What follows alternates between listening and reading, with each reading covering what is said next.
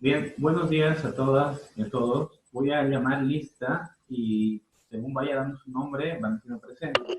Si de todas maneras no están o llegan tarde, no se preocupen porque al terminar la clase voy a volver a llamar lista de nuevo. Bien, para los que han llegado tarde. Abreu, Álvarez, Barrientos, Presente. Caro, Presente. Cartanesi, Presente. Castedo, Presente, doctor. Chávez, Presente, doctor. Choque, Coca, Presente, doctor. Correa, Y Está Choque. intentando entrar, doctor. Correa, Beck. Está intentando entrar. Ay, ya. Costa Leite, Presente. Cruz, Presente. Cruz Algarañaz, de Oliveira, Presente. de Sousa, Florencio, García, Garnica, Presente. Geiger, Hijo. Presente. Larissa Gómez, Presente. Gómez de Melo, Graciano, Guglielmetti, Presente, doctor. Huanca, Machaca, Mamani, Presente. Mamani López, Presente. Ya. Bolívar, Martens, Presente, doctor. Medeiros, Presente. Melendres, Presente. Mendoza, Montalbán, Presente. Doctor. Mamani perdón, Bolívar Gabriela. Es que no se escuchaba el audio acá. ya. Muñoz, Presente. Pacheco, Parabá, Presente. Pereira, Pereira Nicole, Presente, doctor Pereira Nicole, y Pacheco también está en la videollamada, solamente que su micrófono no funciona. ya. Inel, Presente. Quiroga, Presente, doctor. Roca Requier, Presente. Rodríguez Dos Santos, Presente, doctor. Rojas, Presente, doctor. Roncón, Presente. Saldaña, Presente.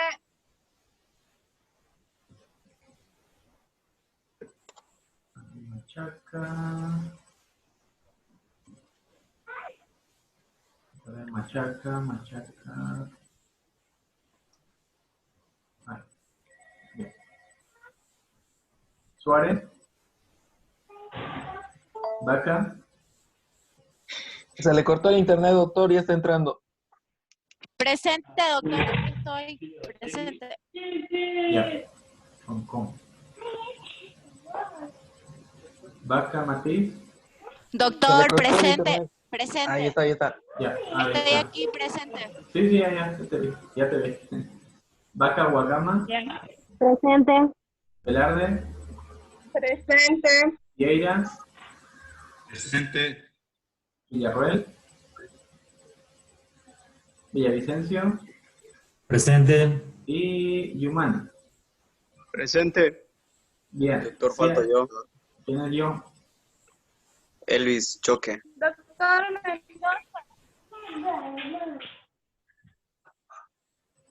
Mendoza. ¿Quién es otro? ¿Mendoza? Gracias, doctor. Mamani Bolívar. Ya te puse a Manny Bolívar. Ya, gracias. Bueno. No, bien. Hoy vamos a avanzar en un tema a partir del Mendoza, doctor. Dígame. Cruz Algarañaz, doctor, por favor. Acaba de ingresar. Bien, para no retrasar un poquito el avance, voy a empezar la clase y al terminar, a los que faltan, voy a anotarlos en la lista, ¿ya? No voy a cerrarlas todavía. Pero así, como ustedes saben, tenemos 40 minutos para avanzar, entonces quiero empezar la clase ahora y ya al terminar, pues les pongo su presente a todos los que faltan, ¿de acuerdo? Bien. Estamos hablando un poquito sobre fármacos. ¿Y qué parte nos quedamos con farmacología? El concepto de fármaco. ¿Quién hizo ya su maqueta? ¿Quién la tiene por ahí la maqueta?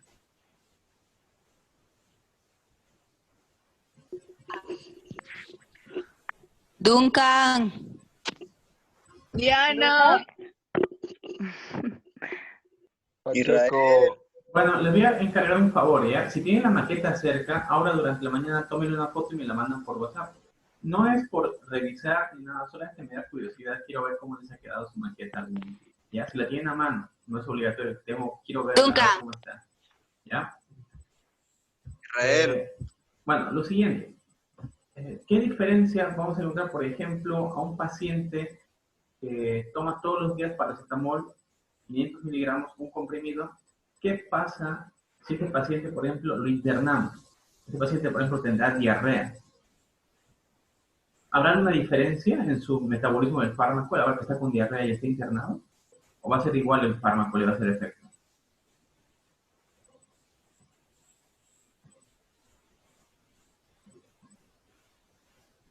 Nadie va a decir nada.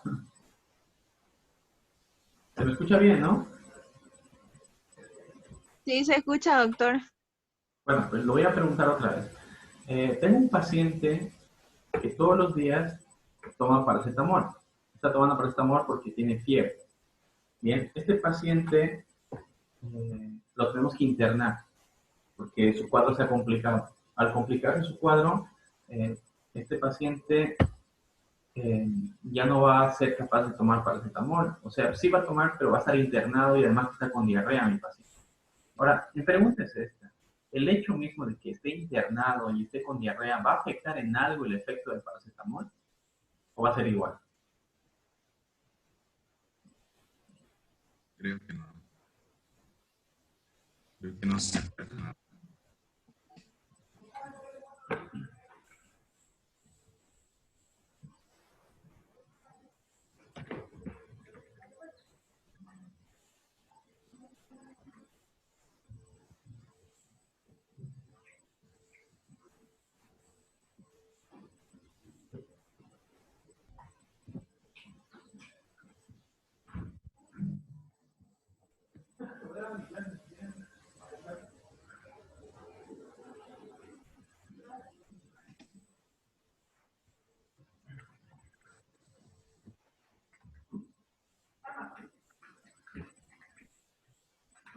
Bien, perdón. Voy a mostrarles un video para explicarles un poco. El caso del paciente, esta persona de que no tiene, que está internada, pues, el caso de este paciente, el hecho de que él tenga, que esté internado, es decir, que no se está moviendo, está en su cama, y que además de eso mi paciente esté con diarrea, va a afectar mucho cómo el fármaco lo va a procesar su cuerpo. Bien, para esto quiero mostrarles un video y según voy avanzando con este video, voy a mostrarles qué es lo que va a pasar. ¿Ya?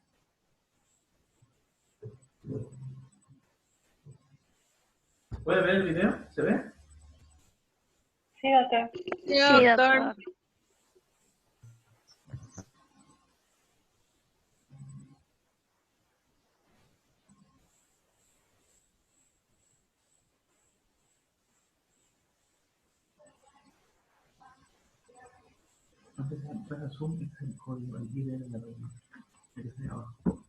Bien, vamos a empezar, ¿ya? Este fármaco, cuando se lo administra, ¿bien? Tenemos dos cosas. Una, que este fármaco, dependiendo de la vía a la que yo le vaya a dar al paciente, ¿bien? Dependiendo de las características que tenga este fármaco, su absorción, cómo va a llegar a la sangre va a ser diferente. Por ejemplo, Cuando aplicamos por vía endovenosa este fármaco, sabemos que el 100% del fármaco va a llegar a la circulación sanguínea, que es a mí lo que me interesa es que ese fármaco entre en la circulación. ¿Bien? Entonces, este proceso en que el fármaco, después de que el paciente se lo toma o se lo pincha para dárselo, se llama absorción. Y es el tema que vamos a ver hoy día. ¿Bien? Voy a ponerles un ejemplo. ¿Ya? La furosemida, por ejemplo. La furosemida, cuando se administra por vía endovenosa, se absorbe el 100% del fármaco. Pero ¿qué pasa cuando la administramos por vía oral? Cuando se administra la furosemida por vía oral, por ejemplo, solamente el 50% del fármaco se absorbe. Bien, ¿qué quiere decir eso? De que no es lo mismo darle a mi paciente su fármaco, en este caso la furosemida, por ejemplo, dársela por vía oral que dársela por vía endovenosa. Vamos a ver qué es lo que pasa. Todo este proceso se llama absorción y lo vamos a notar con una E. Para que esto suceda, primero que nada, el paciente tiene que recibir el fármaco, ¿no? Hay que recibir el fármaco, después va a llegar al estómago, después de llegar al estómago va a ir por intestino, el intestino se va a encargar de procesarlo, absorberlo y conducirlo por la sangre hasta la circulación portal. Después de entrar a la circulación portal, recién va a entrar al hígado y el hígado se va a encargar también de cambiarlo o de absorberlo este fármaco. Y una vez que haya pasado el hígado, recién va a entrar a la circulación sanguínea. Entonces, fíjense toda la serie de pasos que tiene que seguir este fármaco cuando se lo administra por vía oral. Vamos a ver. Todo este proceso va a comenzar, obviamente, en la boca, ¿verdad? Cuando al paciente se le da el fármaco. Primero que nada, tengo que asegurarme de que este fármaco, mi paciente, cumple el tratamiento. Bien, se llama cumplimiento del tratamiento. Digamos, yo a mi paciente le digo, usted tiene que tomarse esta furosemida o este paracetamol, tiene que tomárselo cada 8 horas. Entonces el paciente tiene que cumplir esa indicación que yo le estoy dando para que este fármaco tenga efecto. Eso se llama cumplimiento del tratamiento. Una vez que él se toma su pastilla, pues esta va a ir al estómago. Bien, en el estómago tiene que enfrentarse a algo muy importante, que es la acidez o el pH estomacal. Bien, aquí quiero hacer un punto. Denme un concepto, o díganme en qué consiste o de qué hablo cuando me refiero a acidez. ¿A qué me refiero cuando hablo de pH?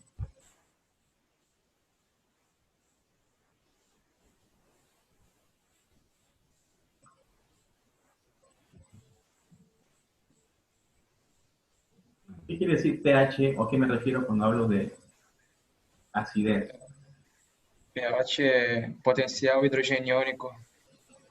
Bien, es el estadio, el pH significa potencial de hidrogeniones y se refiere al estadio de acidez o alcalinidad. Por ejemplo, la sangre nuestra, su pH de nuestra sangre es de 7.35, es decir que estamos a la mitad. Bien, se considera que es un pH neutro. Ahora, el estómago, por ejemplo, su pH de mi estómago por el ácido clorhídrico es un pH de 2. Estamos diciendo que es un ambiente muy ácido. Entonces, cuanto más bajo sea, más ácido va a ser. Y cuanto más alto sea el pH, va a ser más alcalino. Un ejemplo, el bicarbonato, por ejemplo, tiene un pH de 12. Es muy alcalino el bicarbonato. Entonces, nosotros nos movemos aproximadamente en un pH de aproximadamente 7.35. Pero el estómago es un ambiente muy ácido. Hablamos de 2. Adivinen cuánto tiene de pH la Coca-Cola. ¿A quién le gusta tomar Coca-Cola acá? A mí, A mí no. No, claro. no me gusta. Decimos que no nos gusta, pero al final nos acabamos tomando nuestro vasito de Coca-Cola cuando nos invitan, ¿no? Bueno, pues les voy a contar. La Coca-Cola, por ejemplo, Hay que beber. la Coca-Cola tiene un pH de 2. Es muy ácida. Dese cuenta, es un pH de 2. Es extremadamente ácida la Coca-Cola. También el Powerade, un suplemento, ¿verdad? Que se toma también tiene un pH de 2. Es ácido, muy ácido. Entonces, pónganse a pensar de que esos alimentos justamente son muy parecidos al pH estomacal. El pH del estómago es un pH de 2. Bueno, ¿qué pasa, por ejemplo, con algunos fármacos que no son capaces de resistir este pH? Un ejemplo es la penicilina. La penicilina, si nos ponemos a pensar, se absorbe por vía intramuscular, tiene que pincharse sí o sí. Pero ¿qué pasa, por ejemplo, cuando la administro por vía oral? ¿Qué pasa si me tomo la penicilina? Pues la acidez de mi estómago lo va a degradar, lo va a destruir la penicilina. Hay cosas que pueden aumentar o disminuir también ese pH, por ejemplo, la comida o otros medicamentos. Bien, por ejemplo, combinar algún alimento, como por ejemplo el calcio o el hierro, ¿sí? El calcio que se toma en la leche, por ejemplo, o el hierro, nunca se tiene que combinar con otros fármacos, por ejemplo, con la ciprofloxacina o con la doxiciclina. ¿Quién ha tomado hierro alguna vez? Hablamos de hierro, suplementos de hierro. Yo. Bueno, pues, cuando nos tomamos el hierro, por ejemplo, en pastillas o en jarabes, siempre nos dicen que este hierro hay que tomarlo con un jugo de naranja, con algo ácido, ¿verdad? Nunca hay que tomar el hierro con leche. ¿Por qué? Porque la leche tiene calcio, y el calcio, cuando se junta la molécula de calcio con el hierro, se pegan las dos y se convierten en un complejo que evita que se pueda absorber este hierro. ¿Bien? Entonces, fíjense, cosas como los medicamentos, algunos tipos de fármacos o medicamentos o alimentos van a afectar también la absorción a nivel estomacal. No es solamente la acidez, es también combinarla. ¿Bien? Una vez que pasa el estómago, este medicamento va a entrar por el intestino. Nuestro intestino mide aproximadamente 12 metros sin incluir el intestino grueso. En esos 12 metros de intestino, este fármaco va a circular y se va a absorber, principalmente en el duodeno. Eso se llama superficie de absorción y el tiempo que va a estar expuesto al medicamento. ¿Por qué me interesa esto? Porque justamente el área donde se va a absorber este fármaco va a ser mi intestino, que es un área grande, ¿verdad? ¿Y cuánto tiempo va a estar mi medicamento circulando por el intestino? Aproximadamente el alimento junto con el fármaco van a estar circulando una hora, unas 2 horas más o menos. Entonces, en ese tiempo, este fármaco le va a dar tiempo de absorberse. ¿Bien? Hay pacientes que se hacen un tipo de cirugía, se llama cirugía bariátrica. ¿Qué es una cirugía bariátrica? ¿Alguien sabe lo que es una cirugía bariátrica? Una reducción del estómago o a veces que se quita una parte, ¿no?, del estómago. Eso mismo, la cirugía bariátrica es una cirugía que está muy de moda hoy día, en que el estómago se reduce de tamaño. ¿Para qué? Para que tenga menos capacidad, entonces el paciente va a comer menos y va a bajar de peso. Esta cirugía bariátrica también suele afectar el intestino, se reduce el intestino también. Pues imagínense entonces un paciente que se toma hierro o se toma su medicamento y es un paciente con cirugía bariátrica. Su estómago va a ser más pequeñito, entonces va a haber menos superficie y va a haber menos absorción del medicamento. Bien. Entre otras cosas, también tengo que tomar en cuenta algunas cosas como por ejemplo la diarrea o el ilio. ¿Qué diferencia hay entre diarrea y el ilio? La diarrea, por ejemplo, es un fenómeno en que el fármaco, el intestino va a empezar a moverse mucho, aumentar mucho la motilidad intestinal. ¿Ya? Al aumentar la motilidad intestinal, en el caso de estos pacientes, el fármaco va a pasar rapidísimo. La comida, todo lo que yo me coma, va a pasar muy rápido por el intestino, no le va a dar tiempo de absorberse. ¿Bien? En esos casos, el fármaco no se va a absorber. Para todo lo contrario, en un paciente que está internado mucho tiempo tendido en la cama sin moverse, o está tomando algunos fármacos especiales, su movimiento intestinal va a ser lento. La comida se va a mover muy lenta. Entonces el fármaco se va a absorber mucho más, ¿entienden? Vamos a pensar de que esta absorción a nivel intestinal va a estar determinada ya sea porque el intestino se mueve muy rápido, como en la diarrea, o se mueve muy despacio, como en el ilio. Bien. Hay fármacos, por ejemplo, que se van a ver afectados por esto. Uno de estos fármacos, por ejemplo, es la metoclopramida. Su absorción va a estar disminuida en la diarrea. Y algunos opioides, por ejemplo, que van a estimular justamente, opioides son unos fármacos que se utilizan para el dolor. Muchos como la morfina, tramadol, meperidina, lo que hacen como efecto secundario es baja en la motilidad intestinal. Entonces el intestino se mueve muy lento cuando yo tomo tramadol o cuando tomo morfina, lo que va a hacer que el fármaco se absorba mucho más lentamente. ¿Bien? ¿Qué pasa con un paciente que tiene shock? Dígame un concepto. ¿A qué me refiero cuando hablo de shock?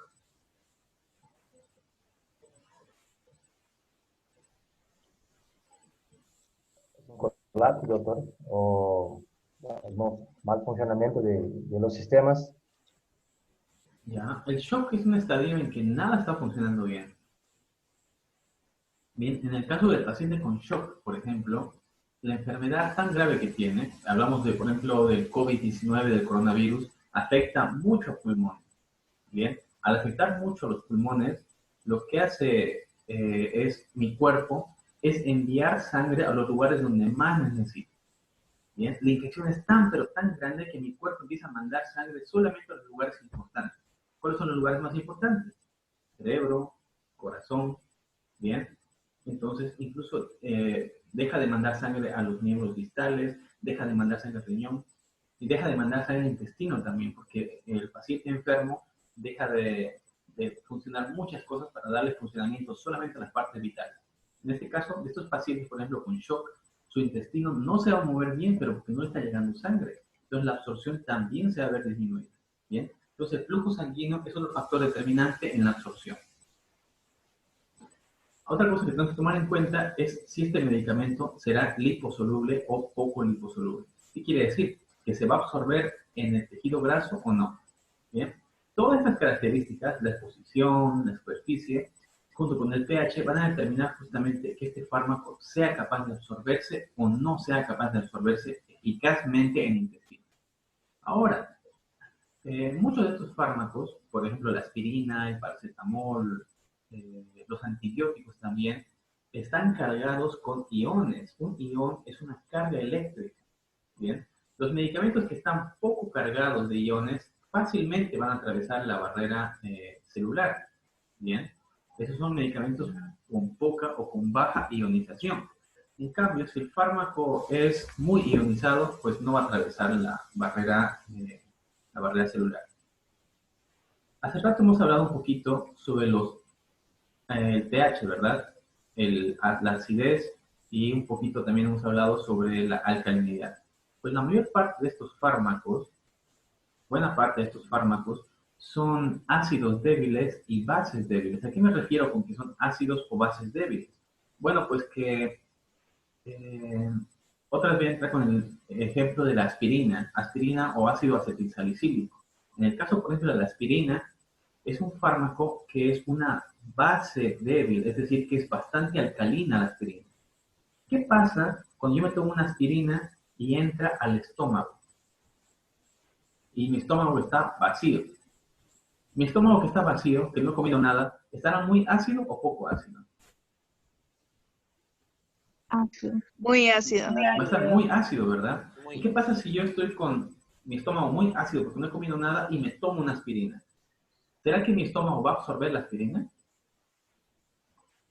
No. No, porque la No, no la va aspirina a poder. no la va a poder absorber. ¿Por qué? Porque la aspirina es alcalina. ¿Entienden? La mayor parte de estos fármacos, en su mayoría, son de dos tipos. Son bases débiles, es decir, alcalinos, o son ácidos débiles. Entonces depende de qué características tenga ese fármaco para ver si se va a absorber o no se va a absorber en el intestino. Vamos a ver, en esta pequeña tablita que les voy a colocar aquí en el video, se puede ver el video, ¿no? Sí. Por ejemplo, las bases débiles, ¿bien? En un ambiente ácido, en un environment quiere decir ácido, en un ambiente ácido, las bases débiles no se van a absorber, ¿bien? Pero en cambio, en un ambiente alcalino, las bases débiles sí se van a absorber adecuadamente. Y todo lo contrario va a pasar con los medicamentos que sean ácidos débiles. Por ejemplo, la ciprofloxacina es un antibiótico, es un ácido débil. Entonces, si es un ácido débil, cuando mi estómago esté vacío, se va a absorber mucho mejor la ciprofloxacina, ¿verdad? Entonces, hay que tomar en cuenta justamente estas características del fármaco para ver si se va a absorber o no se va a absorber. Tengo que acompañarlo con comida o no. En el caso de hace rato, por ejemplo, lo que les preguntaba, si me tomo una aspirina, y mi estómago está vacío, no se va a absorber. Entonces, ¿cómo le puedo hacer para tomarme la aspirina y que mi estómago la pueda absorber adecuadamente? Con comida. Con comida, esa es la cosa, ¿verdad? Acompañarla con alimentos. A mi paciente, cuando le haga la receta, le diré, señor, se va a tomar su aspirina todas las mañanas, pero primero va a desayunar. Esa es la importancia de acompañar el alimento, porque muchas veces, si no leemos bien el prospecto o no sabemos el fármaco, qué tipo, si es ácido o base, vamos a dar el medicamento al paciente y él no lo va a absorber para nada. Bien. Después de que pasa al intestino, después de que pasa todo este proceso de absorción, va a llegar a la circulación portal. Aquí quiero hacer un pequeño paréntesis, ¿ya? En el intestino existen unas proteínas que se llaman proteínas transportadoras. Esas proteínas transportadoras van a hacer un esfuerzo constantemente por sacar al medicamento afuera de la célula. ¿Bien? Esto es muy importante en farmacología porque estas proteínas transportadoras se pueden aumentar o se pueden disminuir de acuerdo a los fármacos que yo le dé a mi paciente. ¿Bien? Más adelante vamos a ver un poquito más sobre proteínas transportadoras. Esto se llama interacción medicamentosa. ¿Sí? Combinar, por ejemplo, paracetamol con omeprazol ayuda mucho a su absorción. Vamos a ver un poquito más adelante. Después de eso, mi fármaco va a la circulación portal. Ojo, estoy hablando de circulación portal. No estoy hablando de circulación sistémica. Esta circulación va a mandar el flujo de todo lo que está en el estómago e intestino hasta el hígado. Y en el hígado se va a dar un proceso de cambio del medicamento. El medicamento se va a absorber y después se va a cambiar. Ese cambio del medicamento se llama fenómeno de primer paso. ¿Bien? Este fenómeno de primer paso es muy importante porque cambia mucho al medicamento. A veces puede cambiarlo tanto al medicamento o puede metabolizarlo y destruirlo tanto que del 100% que yo me tomo del medicamento, casi nada va a llegar a la circulación sanguínea. Un ejemplo de esto son los fármacos que se utilizan, que se ponen bajo la lengua. ¿Bien? Nunca se han preguntado, por ejemplo, estos fármacos que se colocan bajo la lengua, como las aspirinetas, el captopril, que es para bajar la presión, o la nitroglicerina, que se utiliza para la angina. Nunca se han preguntado por qué estos medicamentos se ponen bajo la lengua, porque justamente en el caso, por ejemplo, de la nitroglicerina, que es un fármaco que se utiliza para la angina, si se la tomara el paciente directamente y entrara a su aparato digestivo, al llegar al hígado, el hígado la metaboliza y casi el 100% de la nitroglicerina desaparecería. Por eso se la hace por vía sublingual, porque por vía sublingual se absorbe completamente y llega al 100% a la circulación sanguínea. No pasa por hígado. ¿Por qué es importante saber todo esto? Porque justamente al principio hablábamos un poco sobre la furosemida, ¿verdad? La furosemida, que es un diurético, un fármaco que me ayuda a orinar, cuando se la toma por vía oral, del 100% de lo que me estoy tomando, después de que hace todo este viaje, solamente el 50% de la furosemida llega a la circulación sanguínea. ¿Bien? Entonces, supónganse ustedes que a mi paciente tiene que tomar todos los días 80 miligramos de furosemida. Su dosis diaria del paciente es furosemida 80 miligramos. Y por alguna razón a mi paciente lo tengo que internar. Y al momento de internarlo, este paciente no puede comer nada. Entonces tenemos que darle la furosemida por vía endovenosa. ¿Qué dosis de furosemida tendría que darle yo a mi paciente por vía endovenosa?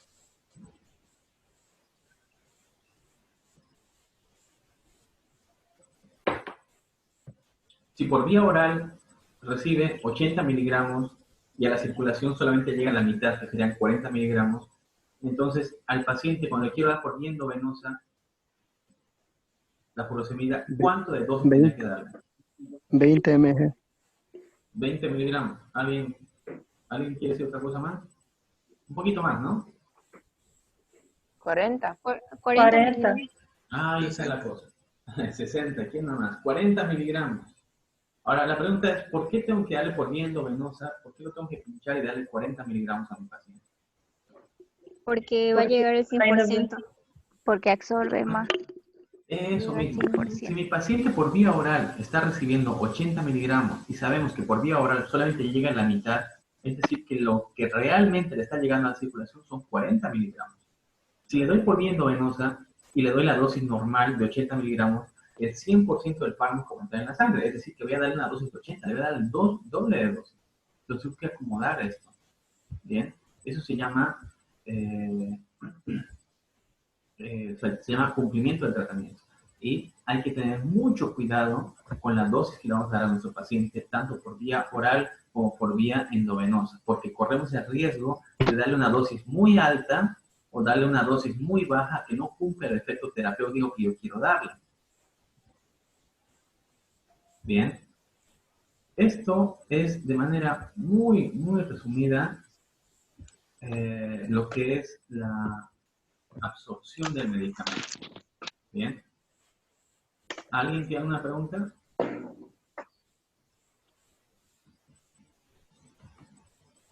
¿Gabriel? No.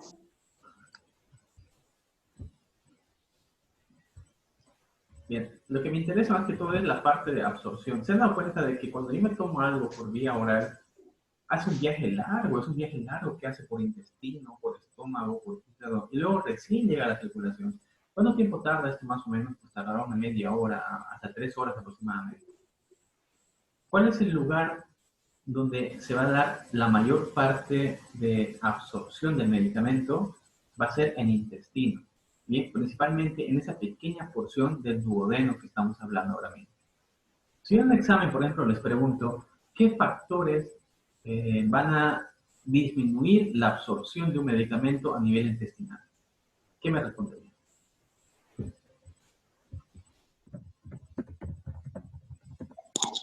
Uma cirurgia bariátrica, el choque. ¿Qué más? Diarrea. Ahí está. Le hice la pregunta y es justamente eso, ¿no? ¿Qué factores disminuyen la absorción a nivel intestinal? Bueno, pues justamente eso, ¿no? Cualquier cosa que haga que el intestino no sea capaz de absorber. La diarrea, por ejemplo, cuando tenemos diarrea, todos aquí han tenido diarrea alguna vez, ¿no? Todos hemos estado mal de estómago por comer en cotoca, ¿no? Entonces, la comida de cotoca es muy, muy rica, pero créanme que a casi todos alguna vez, cuando hemos comido por primera vez allá, nos ha sentado alguna cosa mal. Sí. Bueno, pues, entonces todos hemos estado mal del estómago alguna vez. La comida, cuando pasa por el intestino, este está inflamado. Entonces, al estar inflamado, empieza a movilizarse mucho más el músculo intestinal. La comida pasa mucho más rápido y entonces es difícil que se absorba el medicamento. Porque hemos dicho que había dos factores que determinaban la absorción a nivel intestinal.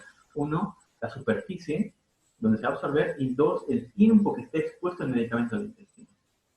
Entonces, antes de terminar, me quedan 3 minutos de clase, les voy a hacer una pequeña pregunta, ¿ya? La voy a escribir aquí, pero quiero que me digan ustedes. El paracetamol, ¿sí? ¿Qué tipo de metabolismo va a presentar a nivel hepático?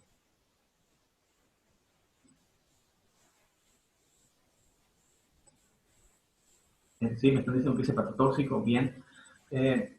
Algo que quería consultarles, hay estudiantes que están comentándome de que les están dejando mucha tarea, ¿eso es verdad? ¿O están saturándose de mucha tarea? Sí.